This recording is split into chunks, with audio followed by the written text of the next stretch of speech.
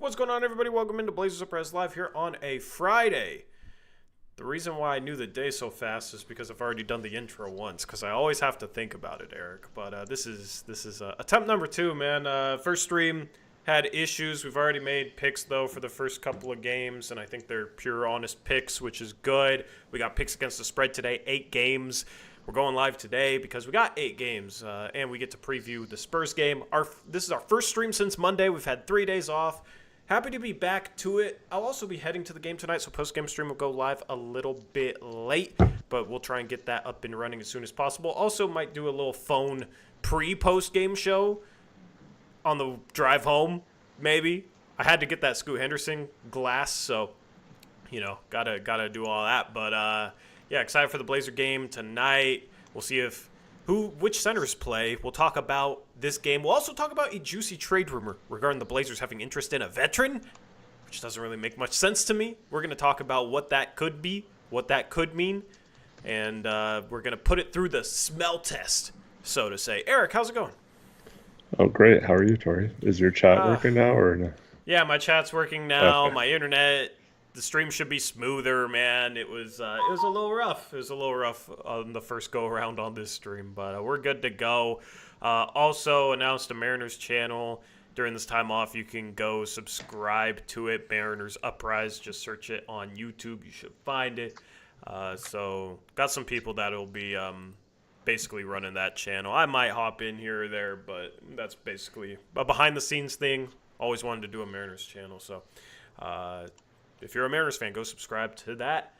And yeah, good Friday. Excited for the weekend. Excited to beat you in fantasy football playoffs. Chat, in case you don't know, me and Eric are playing each other in fantasy football for our first round playoffs. So that should be fun. And yeah, just looking forward to a good weekend. Also, we got a ton of college basketball tomorrow for you draft heads out there. A ton of great matchups. So just a good weekend of sports all around. And the Niners don't play, so we don't got to deal with that crap. They already got that out of the way. Yeah, so one of our players quitting on the team in the third quarter. Yeah, that's great. Oh, man, could you imagine a Blazer doing that, what our post-game would be? Yeah. I can imagine a Blazer doing that, actually. That wouldn't shock me if a couple players on this team did that. But just want to let chat know, for those that don't know Tori very well, anytime my team scores a point over the weekend, Tori will post good game and say it's over, and he'll continue to do that until he either loses and then goes on a huge rant or wins and then just claims he was reverse jinxing it all. So that's what he does all Sunday long. It's really annoying. But Here, I'll get it started early, all right? I'm going to go into our Discord. GG, Eric. Congrats on advancing. yeah, see. There you go. Thanks. All right. Already gotten it started. I mean, I have a 60% chance to win according to ESPN, which means I probably have like a 20% chance to win because I've lost like 2 or 3 games where I had a 95% chance to win this year, which is why I am pessimistic. I am cursed not only with my sports teams, but also with my fantasy teams. So I'm cursed all around, but we'll see if I can break the curse against Eric today or this weekend. And we'll see if I can break my picks against the spread curse because I had a tough few days. The standings graphics a little bit limited. I was rushed for time, but as you can see, Trevin is tied in first place with you, Eric. Let's go, Trev. What's up, dude? Finally, somebody joins Eric at the top. I only lost 1 game on Eric's. I went 1-5. We picked games Monday, Tuesday, and Wednesday. Tuesday and Wednesday was the NBA Cup games. And after being 12-2 the 2 days before that, I sucked. Only lost a game, though, because Eric, you were 2-4. Trevin 6-0. Phenomenal stuff. Also 10-3 in double downs. Trevin has been cooking this season. You kind of got 3 different groups. You got the group with Eric, Trevin, Crushables, and myself within 4 games. And then there's a 5-game gap, and you got 5 through 12. You got that group. And then you got Jackson, 22 games back. We'll see if he can make up some ground there. But those are the picks against the spread standings. And as I said, we already picked the first 2 games. In case you're curious what the picks were, Cleveland 16.5 point home favorites. They were a 8-5 in terms of the votes, and then game number 2 was Philadelphia and Indiana, with Philadelphia being a 6.5 point favorite. Both these teams have disappointed this year. 8-5 in terms of the 76ers, which now moves us along to game number 3. You have the Minnesota Timberwolves hosting the Los Angeles Lakers, and the Timberwolves are 8.5 point home favorites. All right. Thank you to Brendan. We have for the Lakers, Jared Vanderbilt out, Jackson Hayes, Christian Wood, Jalen Hood-Schifino, and LeBron James all out. LeBron not with the team for some reason. Weird. You haven't seen that? Yeah, why is he not with the team? No one knows. He just left. And Reddick asked if he was going to be back soon, and he said no. People are speculating it has something to do with some tie-in with Diddy and Jay-Z and all that kind of stuff, but that's all speculation. Because he's been known to frequent some of those parties. I don't know. Anyways, for the Timberwolves, Joe Ingles is out. You know what's funny is, like, okay, this stuff happens with LeBron, but did you see Bronny drop 30 in the G League? Yeah. Last night, which was wild. Yeah, I saw Twitter posts, but I thought it was a joke. I didn't realize that he actually wasn't with the team, so I thought that's strange. Yeah, I thought it was a joke at first too, but apparently not. I don't know. Personal reasons he's taking some time is what JJ Redick says. Yeah, that's that's interesting. So we'll see. Oh, whoops, I did the wrong poll. I did the first game instead of the third game because we're on the third game. All right, let me post the proper poll. David, thanks for pointing that out. We got Lakers, we got Timberwolves. Chat, you can vote in the chat poll. I'm just going to go Timberwolves. I think whatever's going on with LeBron obviously hurts them on the floor, but also could be a distraction, I guess. Kind of strange. So I'm going to go with the Timberwolves. What are the other picks, Eric? Timberwolves for Connor, Javon, Brendan, Eric. All right. And Zach as well. Zach texted me his picks. He can't get Discord to work on his phone right now. Weird. And let's see. We also have Wolves for Arrowmancer and Jackson. All right. Wolves for Arrow and Jackson. We got Wolves for 503. This might be a clean sweep at this point. Nope. We got Lakers for Stephen Vaughn. Could be a Steven Island. And we got Wolves for Crushables. What'd Trevin go with? Lakers. All right, Trevin and Steven with the Lakers. Chat, it looks like, is going Timberwolves, a whopping 90% of the vote. All right, this is 11v2 in favor of the Timberwolves. Game number 4 of 8. We got the Memphis Grizzlies as 10-point favorites hosting the Brooklyn Nets. All right, for the Nets, they're without Bojan Bogdanovic, Cam Thomas, and Zaire Williams.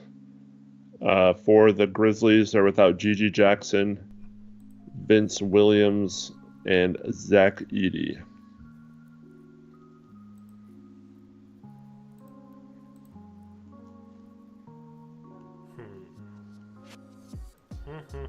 This is a tough one, man, because this is a pretty big spread, but the Nets have been competitive this year. The Grizzlies have been on fire, though. I'm going to take the Nets and the points. So is Javon. All right, I'm going Grizzlies. Nets for Zach. Nets for Brendan. What's up, Max? How you doing? And then We have Grizzlies for both Jackson and Arrow.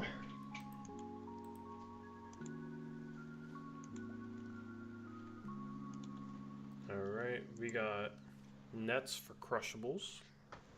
I think I already said that. We got Grizzlies for Steven. We got Grizzlies for 503.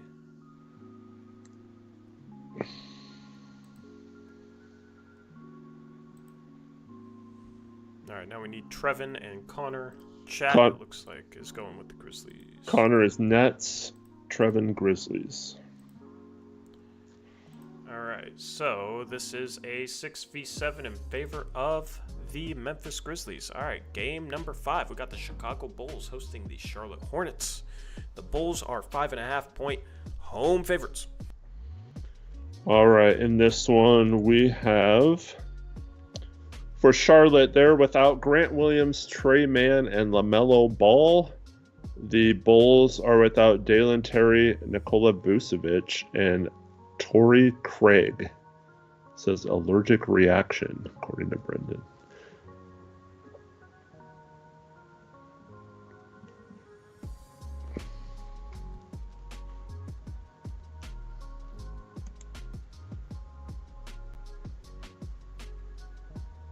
You're muted if you're talking. This is an ugly game. I don't know if I've ever seen allergic reaction before.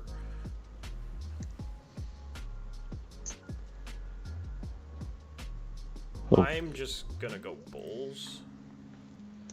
I've been going with the favorite a lot lately. We have Hornets for Javon, Connor, Zach, and Brendan? Question mark. It says Hornets question mark. Alright, we got Hornets for 503. We got Hornets for Crushables. And we got Bulls for Steven. Alright, what are the other 4?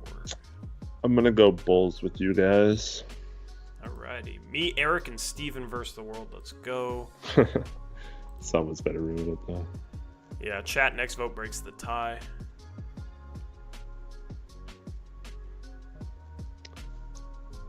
Hopefully he's not allergic with anything to do with his girlfriend. Alright. Connor Hornets, Javon Hornets. Wait, we're waiting on Trevin. Can I get Jackson and Narrowmancer? Oh, yeah. Sorry. Trevin's Hornets. And they're both Bulls. Alright, chat is also Bulls. 7v6 in favor of the Hornets is what this ended up being. Alright, game number 6, you got the Denver Nuggets hosting the Los Angeles Clippers. Denver is a 5.5-point home favorite. All right, for the Clips, we've got PJ Tucker, Terrence Mann, Kawhi Leonard, Derek Jones Jr., and Kobe Brown all out. For the Nuggets, they're without Deron Holmes, of course, Vlatko Konkar, Dario Saric all out. Questionable is Jamal Murray. Probable Aaron Gordon and Christian Brown. I'm going to go with the Clippers. We got 503 going with the Nuggets. We got Steven going Nuggets. And we got Crushables going with the Clippers. What are you going with? Nuggets for me. All right. In chat, we have Javon Nuggets, Brendan Clippers, Alrighty. Connor Clippers, Zach Nuggets, and Clippers for both Jackson and Arrowmancer. They have the exact same picks, by the way, and same double. Yeah. That's so strange. Then Trevin. Chat is going Clippers 63% of the vote. Clippers for Trev. And Clippers for Trevin. That makes this an 8v5 in favor of the Clippers. All right.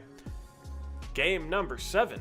You have the Utah Jazz hosting the Phoenix Suns, and the Suns are 7-point road favorites. All right, so the Suns are without Colin Gillespie, questionable Bradley Beal. Jazz are without Taylor Hendricks and Shvi Mikhailuk. And probable is Jordan Clarkson, Lauri Markkanen. So KD is back. Looks like it's... The Suns just drive me crazy, man. I hate picking Suns games.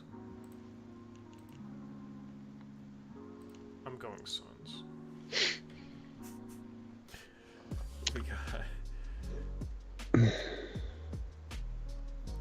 Oh, Steven didn't pick. Oh, wait, did he? I'm going to take the Jazz.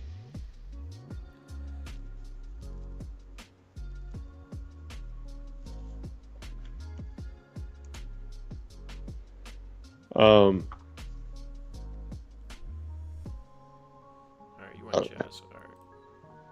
What else we got?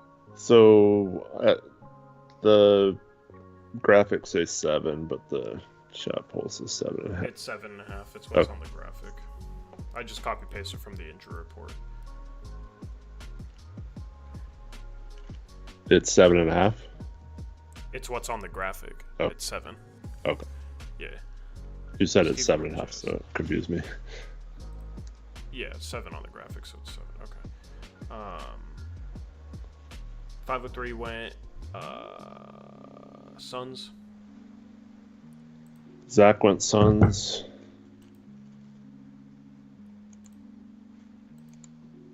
Steven went Jazz. Crushables went Suns. Suns for Arrow and Jackson. All right. Suns for Javon, Trevin, Connor.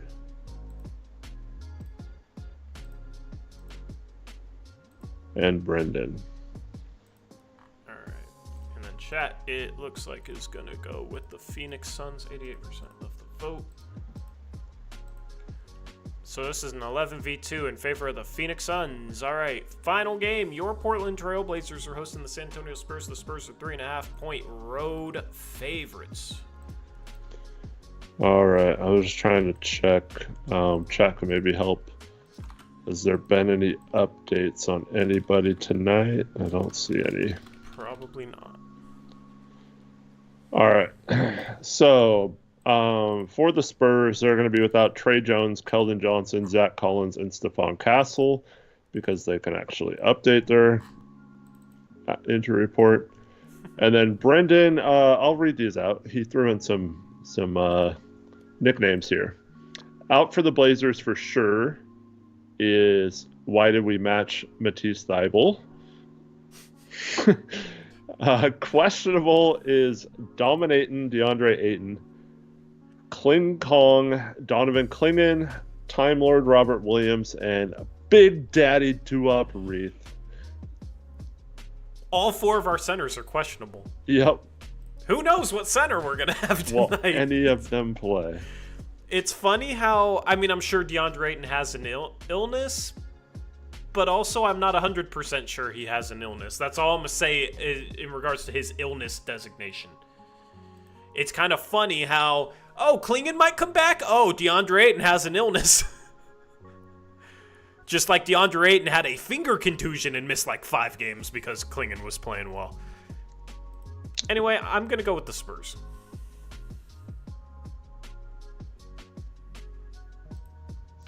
I'm also going Spurs. Zach is going Spurs. Spurs for Brendan. Spurs for Crushables. Connor is Spurs. We have our first Blazer. It's Javon, and then Trevin followed suit. He is also going Blazers. 503 is also going Blazers. Stephen Vaughn is going Spurs. Jackson and Arrow. They are both on the Spurs. Chat is Spurs. Okay, and then Jackson and Arrow are both Spurs as well. So we got a 10v3 against the Blazers in favor of the San Antonio Spurs. All right, time for double downs. I'm going to double down on the Phoenix Suns, and I'm going to hate them by the end of the night. Good job. Bulls is Steven's double down. He's going against the grain there. Bulls brought it back a little bit. All right, Bulls for Stephen Vaughn. There we go. All right. All right, we got Spurs as a double down for both Zach and Brendan. All right, Zach, Brendan. All right, and then we got Suns as the double down for Crushables. Nuggets for both Javon and myself.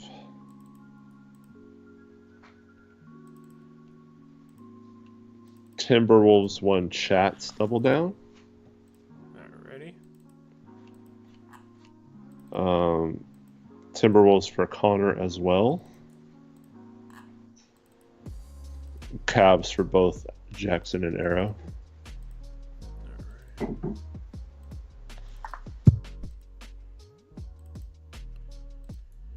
And then 503 is doubling down on the Suns.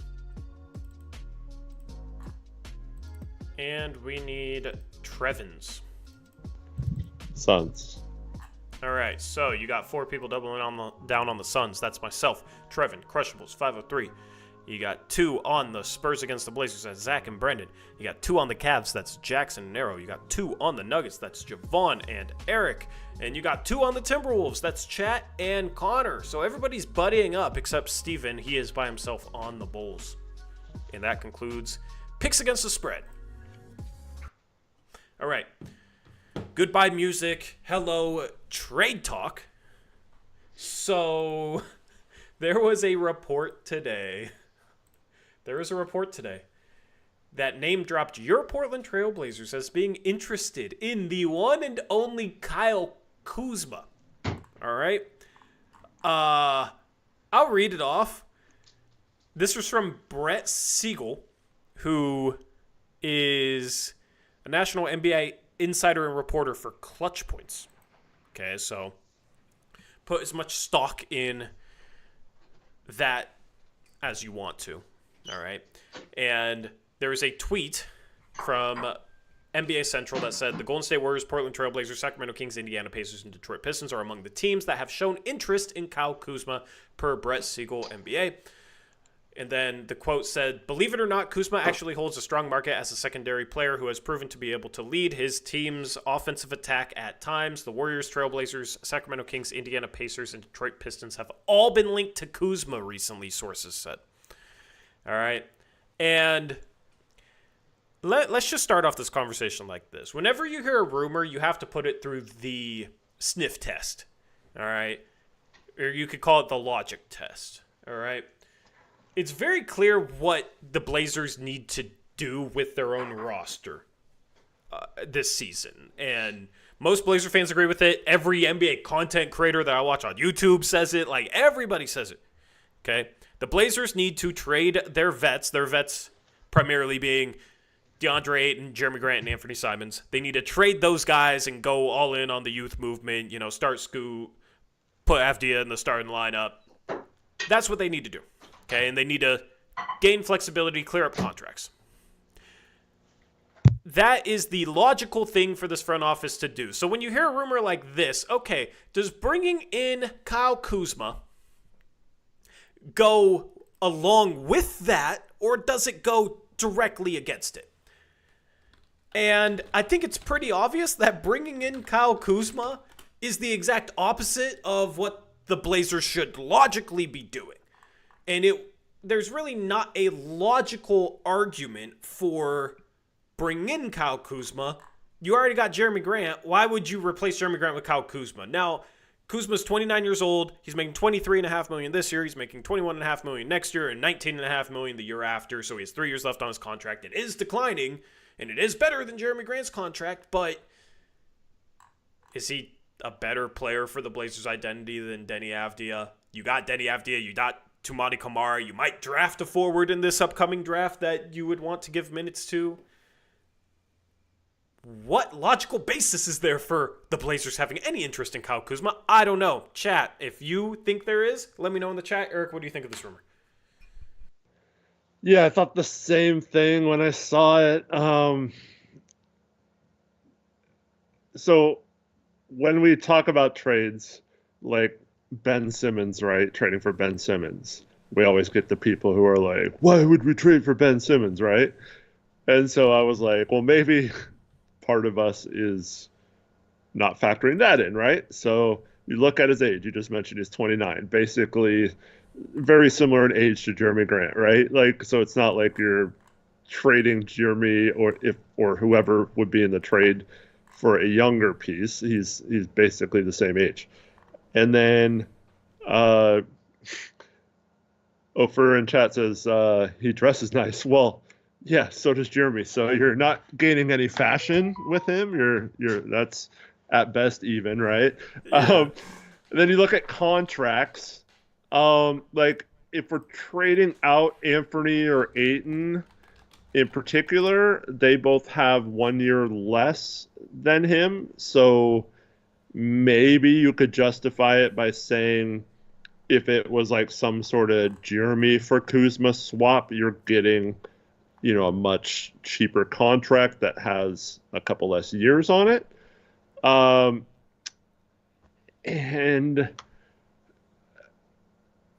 then you have all the same issues you have with Jeremy, like a player who is very ISO heavy and bogs down the offense, and all the analytics prove that with the Wizards this year.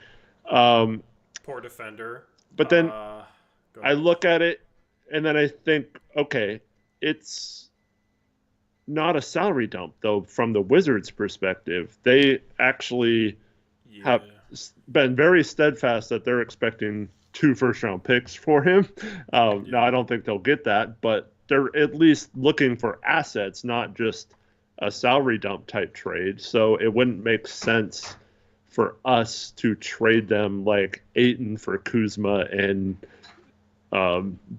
Jonas Valanciunas or someone just to like match salary and then like have a third team. Like I tried to think of it in terms of like, would we be flipping these guys? Like you could maybe attach Jonas and Grant to the Lakers then, and it solves a couple of their problems. But like none of this makes sense that we would end up with Kuzma and the team. Like the Lakers wouldn't just trade directly with them for Kuzma and Jonas if they were going to do that. So every time I try to logically think it out, like, okay, let me try to figure out how this makes sense, it does not make sense no matter what path I tried to go down.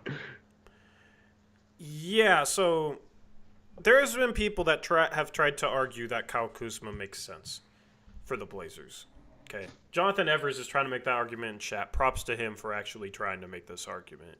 I'm going to read it off, okay? And I'm going to read off some of the arguments. We can discuss them. Jonathan says, I think he's a slightly better fit because he can do more with the ball in his hands, which maybe makes Ant look better, and he's bigger and slightly younger on a better contract. Kyle Kuzma is not really the type of guy to make his teammates better. I know he averaged 4 assists per game last year, but he's not really – he's more of a attack to score and then pass out, not really somebody that helps make his teammates better, so to say. This year he's averaging 2 assists per game in 27 minutes. That's gone down. He's averaging more turnovers than assists. I would not view him in that vein as somebody who helps make teammates better. Also, I do not think he's a better fit because he is a noticeably worse shooter than Jeremy Grant. Last year, Kuzma shot 33.6%. Jeremy Grant was 40%. Now, Jeremy Grant, his percentage has dropped from 40 to like 35%. Kuzma's has dropped from 34 to 28%. Kuzma is a career 33.6% three-point shooter. He has The 3 years before this season, he was in between 33.3 and 34.1% from three. The Blazers have a shooting issue and a spacing issue, and you're bringing a guy who's a worse shooter than Jeremy Grant, is, 29 years old, so he's already in his prime. He has been bad this year, and he's a ball-dominant player that struggles to play off of guys. I just do not see how that is a fit in any way, shape, or form for a young rebuilding team. He has some bad habits as well, and he'd be the type of guy that would be making us pull our hair out. Why are we prioritizing this dude in a rebuild? And to Eric's point, I think the only way it makes sense is if it's Kuzma going somewhere else in a 3-team trade. Maybe they would flip, trade out Kuzma for Simons, and maybe Kuzma goes to a third team, and maybe you get an asset from that third team that is a better asset than you could get if you just traded Simons straight up. Maybe they want DeAndre Ayton long-term to play next to Alex Sarr or something. I don't freaking know. The Wizards could go in a number of different directions. I think they've been handling this rebuild smart, though, and just going for youth and embracing being bad and trying to see. They seem like they're in asset accumulation mode. So I don't really see them having much interest in any Blazer player outside of maybe Anthony Simons, because they could use like a lead guard or another combo guard next to Bob Carrington. But then what are they doing with Jordan Poole? Yeah, they do have Jordan Poole number one. Also, why would they trade for that guard now when they might end up with Dylan Harper? Yeah. Right? Like, why trade for Anthony Simons now if you could end up in the draft coming out of it with Dylan Harper or Yaku Chonis or like a lead guard that would be your primary creator to play next to Bub in the backcourt?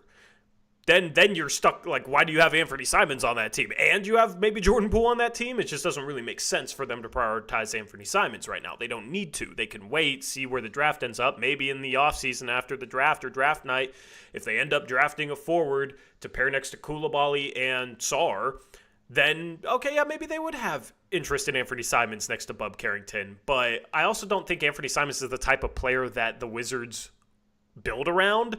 They seem to be valuing positional size and like versatility in defense, because Bob Carrington projects as somebody who should be a solid defender and is kind of like a big point guard, like okay size shooting guard, bit of a combo in that regard. He has a little bit more size, I believe, than Anthony Simons. So pairing Anthony Simons next to him doesn't seem like their MO. It seems like they would go for a bigger guard like a Harper or a Yaku Chonis type next to Bob Carrington, somebody that can handle being that lead creator, but also play off Carrington. I think both those guys will be able to play well enough off the ball. I think Dylan Harper will end up being a fine shooter, even though he hasn't been shooting the best percentage. I think his form is fine. Yaku Chonis can play in pretty much any role, I think. I really like him. So, I don't know, but it's just doesn't seem like there's a fit here at all, because I don't see the Wizards prioritizing any Blazer veteran, and the Blazers have to get rid of their veterans. And it makes no sense for the Blazers to value Kyle Kuzma. You suck at shooting. Why bring in a guy that's ball dominant and a worse shooter than Jeremy Grant when the Wizards are asking for assets? There's just absolutely no match here. It doesn't pass the smell test at all. And this type of rumor says to me, okay, maybe Portland and Washington have discussed 3-team trades with Kyle Kuzma, so Portland's name gets attached to Kyle Kuzma in that regard. Or it's, some smoked agent talk. I don't know. These two teams did make a trade this past offseason for Danny Avdija, so maybe Portland's willing to toss in their name as a team that's interested in Kyle Kuzma as a favor for Washington, just to create the facade of a bidding war so Washington can drive up his price. I don't know. There's many reasons that make more sense than the Blazers actually want Kyle Kuzma on their team. Yeah, Sam S. does bring up a good point. Maybe they like him for his rebounding. That's something that basically every interview with Chauncey, he's mentioned the rebounding struggles. That's been something on the broadcast. So maybe he's not a better rebounder than Avdija, though. Like, why wouldn't you trade Grant and start Avdija at the 4? Well, like Jonathan pointed out earlier when he was playing devil's advocate, maybe Denny has a good relationship with Kuzma and is telling them to go get him from Washington. I don't know. I doubt that. Yeah. I highly doubt that. But here's the thing, because then he would be saying, "Come bring in this guy that would probably start in front of me." Yeah. Why?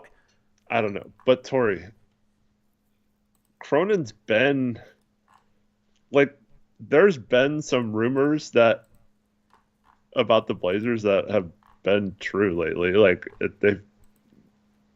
they've largely been true, when information comes out. Like I'm not saying this one is, but like it comes back to me like, does any of this make sense? No, but has many things Joe Cronin done make sense? Like I don't know if it has. So like nothing he's done would be as moronic as trading for Kyle Kuzma. Right, like actually giving up assets. Like if we're talking about like Tobias Harris or something, and it's like you didn't have to give up anything, and like it was just you think you needed forward depth after you made a bunch of trades and you still wanted a veteran or something.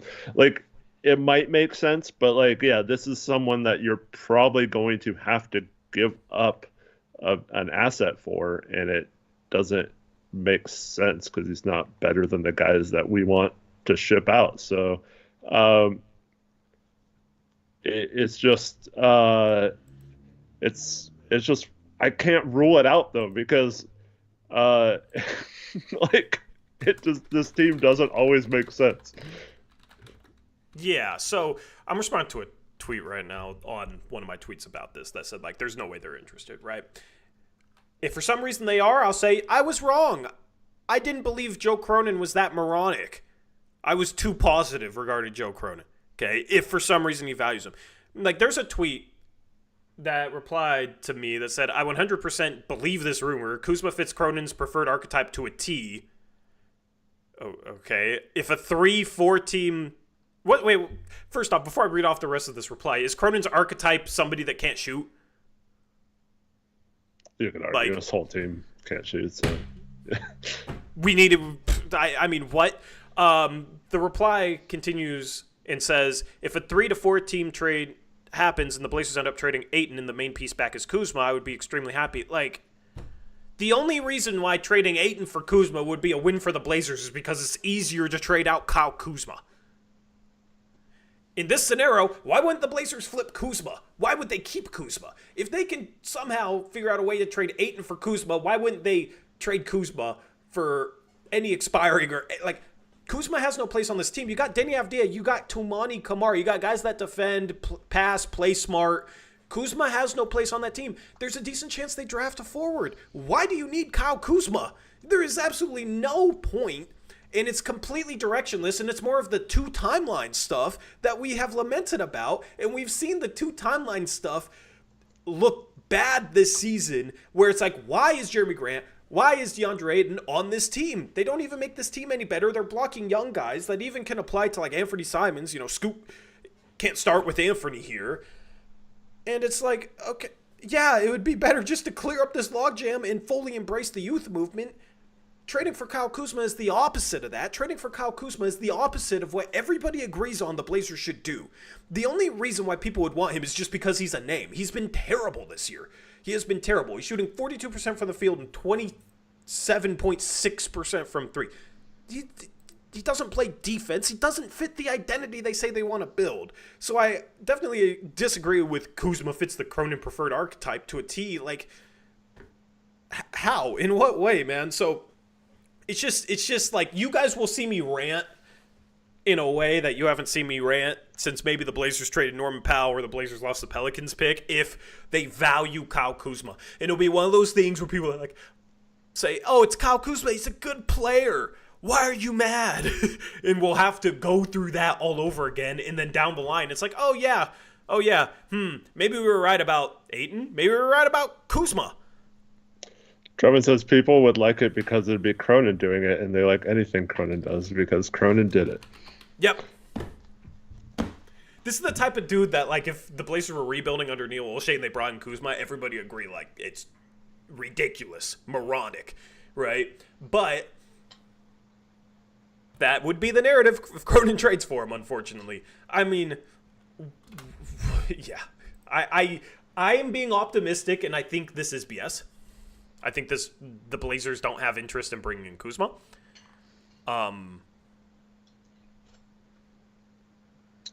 Yeah. I think they're going to. Let's go. Dude, I'm telling you right It's now, not happening. I'm gonna have a hard time. Like I've already talked about how like this team makes me, someone who's like a diehard Blazer fan, feel like nothing towards the team at times, and I never thought it would be that way. If they made a trade like this, I don't know if I can handle that, Tori. Like it would make no sense. My mind would just melt, and I don't know how I would continue until there's a new regime in charge, because this would just be the final nail in the coffin of they have no idea what they're doing, right? Yeah. Like, it's the path forward is so simple. Okay? Now, it might be hard to trade your vets for anything of value, which is why you don't go out and get another guy that would fit into that issue. You're literally just making that issue even worse. The way forward is trade vets, get off their salary, create flexibility so you can accumulate assets and go all in on the youth movement. That is such an obvious path forward that if they stray the other way and go and actually value a player like Kyle Kuzma, that just is more confirmation that this front office has no idea what it's doing and no plan. How do you give up 2 first-round picks for Denny Avdia and then go and value Kyle Kuzma? What? Why? Like, if you didn't trade for Denny Avdia, you would have a little bit more of a logical case for going out and getting Kyle Kuzma, because simply for the fact that you didn't have Denny Avdia on this team and you didn't invest 2 first-round picks in Denny Avdia. But you invested 2 first-round picks in Denny Avdia, and you got a guy that should belong in all defensive conversations starting at the 3 in Toumani Camara. Why the hell do you need Kyle Kuzma? You don't. You got 2 guys that should be starting at your forward spots that are, 23, I don't know, maybe Toumani's 24, I forget. They're both young. They both play good defense. They both fit the identity that you're trying to build as a team. Why would you go in the complete opposite direction for the complete opposite type of player who's a veteran in it? Like, it's just so, it goes against every single principle that the Blazers should be striving towards, and it goes against what is obviously the right choice going forward at the deadline. That if they did this, man, and if people defended it, that just proves to you that people will defend anything Joe Cronin does. It is there is no way, shape, or form that Kyle Kuzma should be on this team after the trade deadline. I don't believe this report. I just don't believe this front office is that directionless. I believe the front office knows the writing's on the wall. Okay, yeah, we need to go all in on the youth movement. We need to see what we can get for our veterans. I don't believe they're thinking in terms of we should go out and get a Kyle Kuzma. Right? If this was from Shams, I'd be a little bit more worried. Okay, it's from Brett Siegel. No offense to Brett Siegel. He's not Shams Charania. Even Shams is getting called out by agents for reporting stuff that supposedly isn't true regarding the Jimmy Butler thing. So, take it with a grain of salt. I don't believe this at all. If you believe it, you can believe it. But yeah, that's not the type of guy to go after. The Blazers should not be looking at this deadline like, we need to go get veterans to help us win. They're 8-16. The record's going to look much worse at the deadline.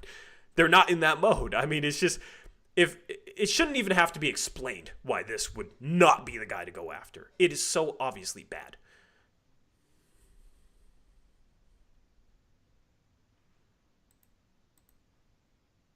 You're muted, by the way. Jonathan says, if it's the day of the trade deadline and they've already traded Jeremy for picks plus crap, would you do Ayton for Kuz, or would you just roll with Ayton?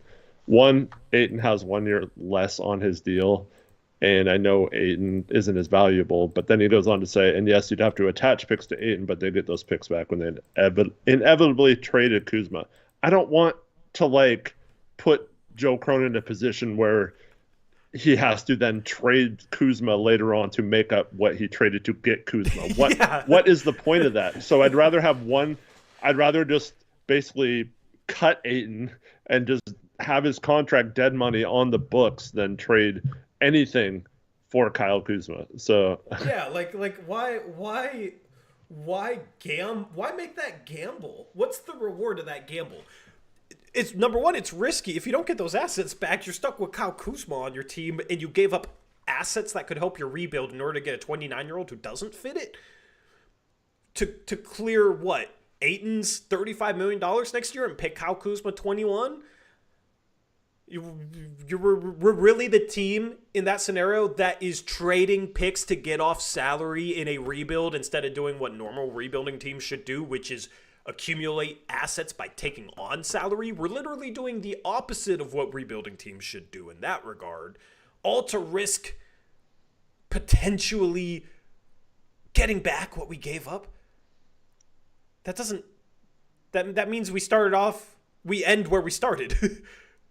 Like, we're not going to accumulate any assets for Kyle Kuzma. His trade value is not going to go up. His play is declined this year. All of a sudden, we're put back in the position where, like, okay, we got to showcase Kyle Kuzma so we can get back what we gave up for him. So we're going to start him over Avdia. We're in the same problem that we're in right now with Jeremy Grant and DeAndre Ayton. So there is no justification in that regard.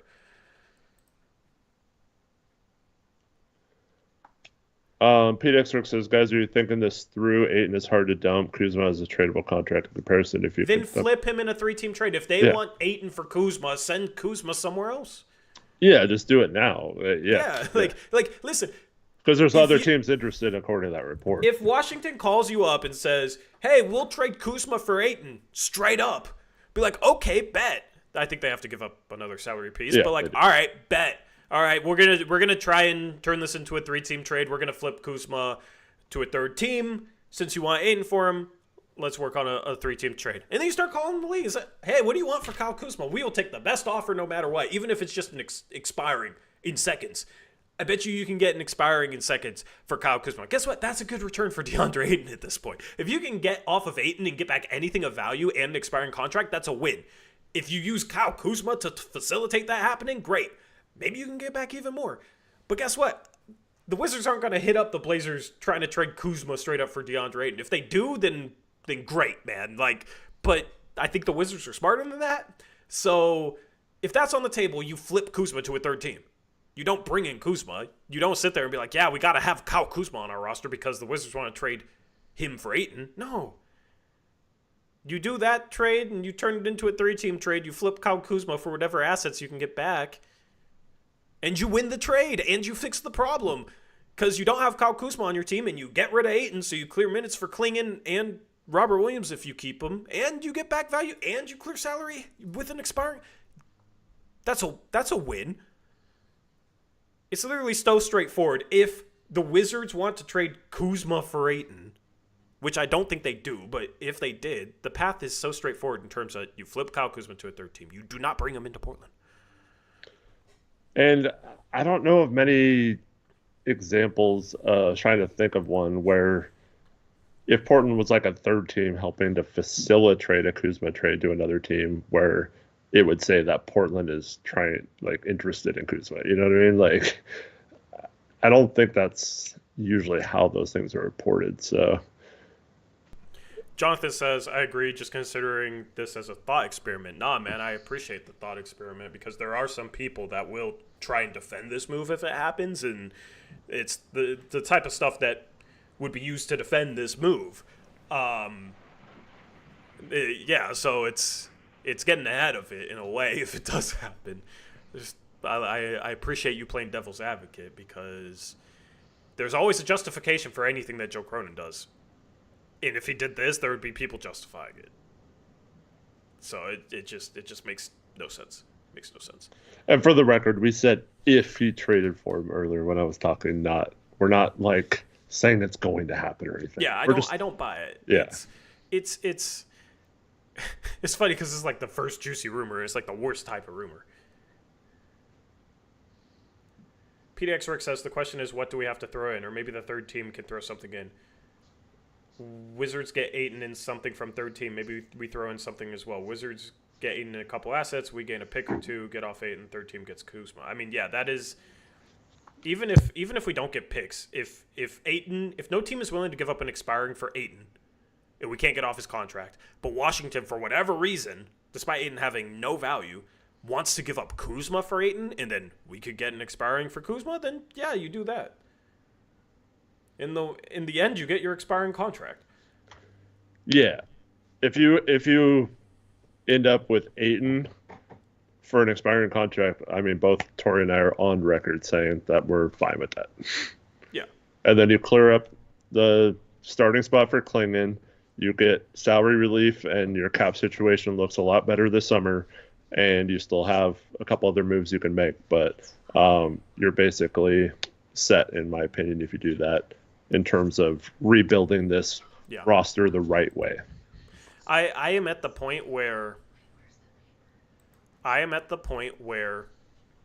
the Blazers trade Ayton and Grant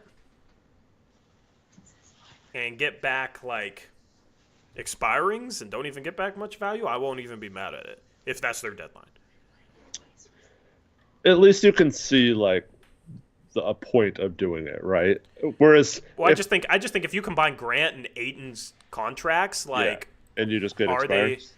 it's I don't know if you take those two contracts in a vacuum. I don't think it's positive value. I think Ayton's contract is a negative contract. I think Grant's contract is bordering on like zero value. I think if you combine those two contracts, man, I don't know if they're worth anything. Grant's contract is better than Ayton's. Okay. Ayton's is a little bit shorter, though.